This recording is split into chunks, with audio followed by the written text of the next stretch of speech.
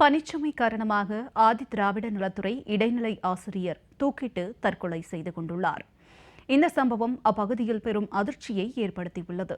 கூடுதல் பொறுப்பில் இருந்து விடுவிக்காததால் ஏற்பட்டதாக கூறப்படும் மன அழுத்தத்தால் குடும்பத்தை தவிக்கவிட்டு சென்றிருக்கும் ஆசிரியரின் துயரத்தை விவரிக்கிறது இந்த செய்தி தொகுப்பு. மயிலாடுதுறை மாவட்டம் குத்தாலம் தாலுகா பூவாலை கிராமத்தைச் சேர்ந்தவர் மகேந்திரன். இவர் ஆதி திராவிட நலத்துறை சார்பில் தத்தங்குடியில் செயல்படும் துவக்க பள்ளியில் இடைநிலை ஆசிரியராக பணியாற்றி வந்தார். இவருக்கு கூடுதல் பொறுப்பாக மணல்மேடு, சீர்காழி, ஆக்கூர் ஆகிய 3 இடங்களில் உள்ள ஆதி திராவிட நலத்துறை மாணவர் விடுதியின் காப்பாளர் பொறுப்பும் ஒதுக்கீடு செய்யப்பட்டுள்ளதாக கூறப்படுகிறது.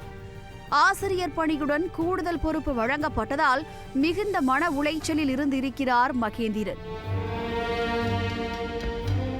தனக்கு 1 வயதில் பெண் குழந்தை உள்ளதாகவும் தன் மனைவியும் ஆசிரியராக பணியாற்றி வருவதால் வயதான தாய் தந்தையை தன்னால் பார்த்துக் கொள்ள முடியவில்லை என உயர் அதிகாரிகளுக்கு எழுதியுள்ள மனுவில் குறிப்பிட்டுள்ளார் மகேந்திரன். மேலும் தனக்கு உள்ள நெஞ்சுவலி மற்றும் முதுகு தண்டுவட பிரச்சினைகளுக்கு சிகிச்சை எடுத்துக் கொண்டிருப்பதால் 3 விடுதிகளின் காப்பாளர் பொறுப்பிலிருந்து தன்னை விடுவிக்குமாறு கோரிக்கை விடுத்திருக்கிறார் மகேந்திரன். அவரின் மனு மீது உரிய நடவடிக்கை எடுக்காமல் ஆதி திராவிட நலத்துறை அதிகாரிகள் அலட்சியத்துடன் இருந்ததாக கூறப்படுகிறது. மகேந்திரன் கவனித்து வந்த 3 விடுதிகளுக்கும் பணம் ஒதுக்கீடு செய்யாததால் மாணவர்கள் பட்டினியாக இருக்கும் நிலை ஏற்பட்டுள்ளதாகவும் தெரிகிறது. இது தொடர்பாக புகார் அளித்தும் ஆதி திராவிட நலத்துறை அதிகாரிகள் நடவடிக்கை எடுக்காததால் வேறு வழியின்றி கடந்த 5 மாதமாக தனது சம்பள பணத்தை மாணவர்களின் உணவிற்காக செலவிட்டுள்ளார் மகேந்திரன். இதனால் கடும் பணப்பிரச்சனையிலும் சிக்கிக் கொண்டதால் மகேந்திரனுக்கும் அவரின் மனைவிக்கும் இடையே அடிக்கடி பிரச்சனை ஏற்பட்டுள்ளதாகவும் கூறப்படுகிறது. கூடுதல் பொறுப்பால் கடும் மன உளைச்சலுக்கு ஆளான மகேந்திரன் வீட்டில் யாரும் இல்லாத சமயம் பார்த்து தூக்கிட்டு தற்கொலை செய்து கொண்டிருக்கிறார். பணி முடிந்து வீடு திரும்பிய மனைவி தூக்கில் தொங்கிய நிலையில் கணவர் இருப்பதைக் கண்டு கதறி துடித்திருக்கிறார்.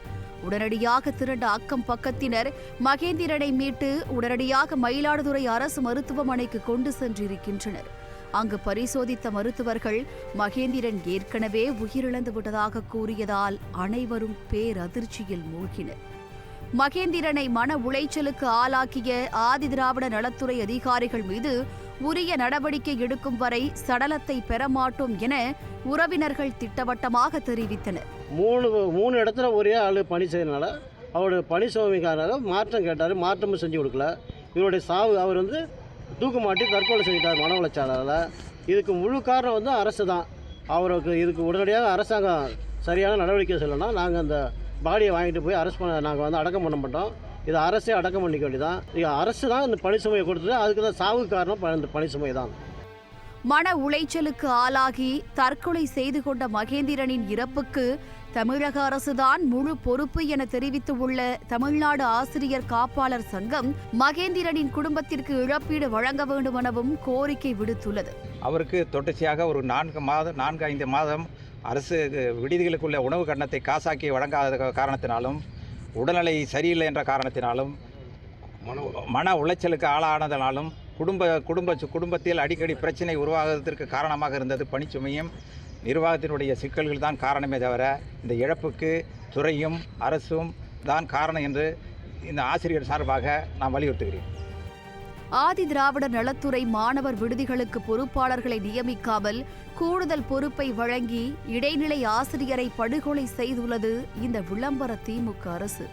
இனியாவது நலத்துறை விடுதிகளுக்கு பொறுப்பாளர்களை நியமித்து கூடுதல் பொறுப்பை கவனித்து மன உளைச்சலில் உள்ள ஆசிரியர்களை விடுவிக்க வேண்டும் என்பதே அனைவரின் கோரிக்கையாக உள்ளது.